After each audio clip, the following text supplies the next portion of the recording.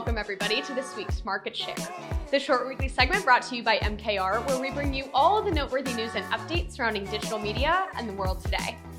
I'm your host Genevieve, and we've got some cool stories for you today, so let's get started. First up, let's talk about your text inbox and why you probably have somewhere between 1 and 30 messages from brands.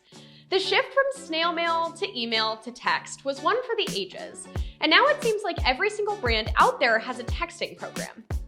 From Bloomingdale's to Anthropologie to Victoria's Secret to UGG to yes, even Outback Steakhouse, brands can potentially boost traffic and brand loyalty while also offering some perks for consumers like coupons and incentives.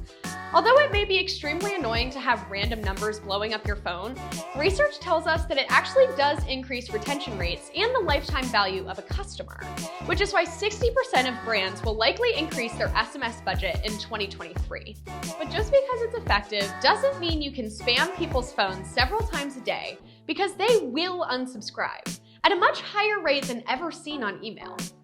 If you're a brand that thinks this may work for you, I would suggest trying it out sparingly. And remember that it may be more effective to treat it as a VIP community where brand loyalists can get the conversational information that they crave.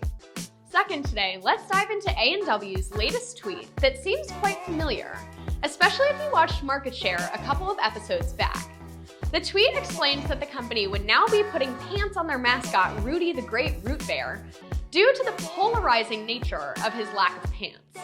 We thought this wording sounded eerily similar to a certain company's press release about spokes candies.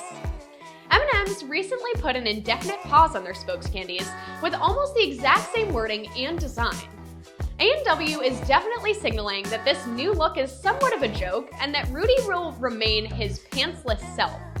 But this is an awesome example of taking a trending topic and making it work for your own company.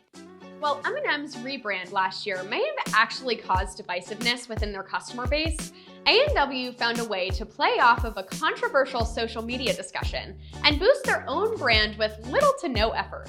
Third up, Netflix is expecting to surpass Hulu in the advertising business in the coming several years, which may not be as impossible as you think, considering that Hulu had a 15-year head start.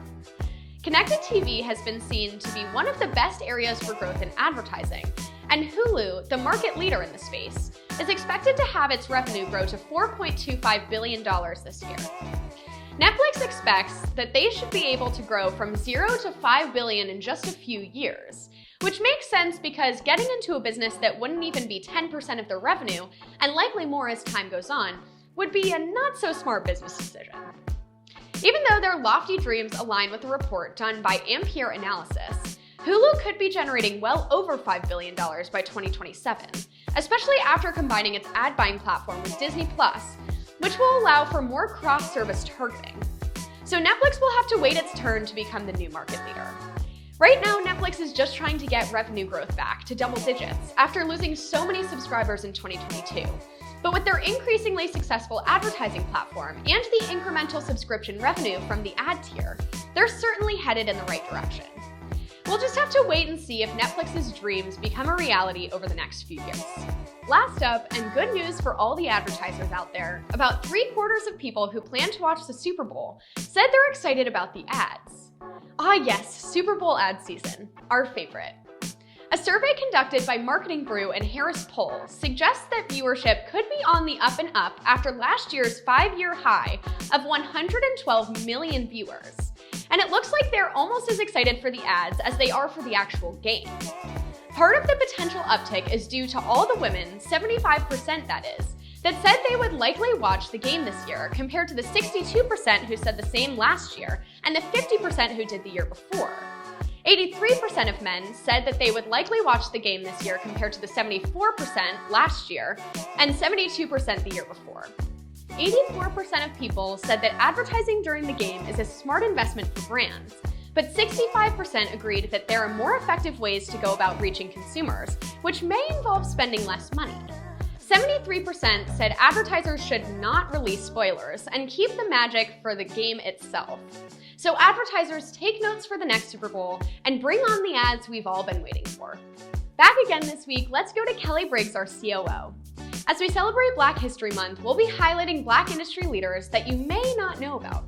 Thanks, Genevieve. Hi, I'm Kelley. This week's Black History Month icon is Carol H. Williams, widely credited as the first Black female creative director and VP in the ad business, a living legend, if you will. She began her breakthrough career at Leo Burnett in Chicago in the 80s, which eventually led to her forming the Carol H. Williams Advertising Agency.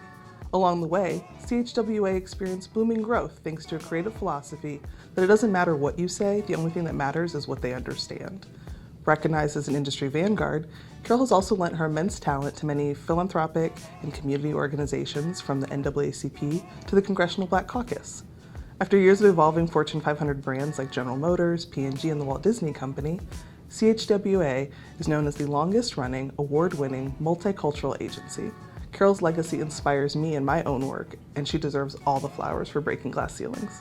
That's all for this week's Market Share. My name's Genevieve, and we'll see you all next week.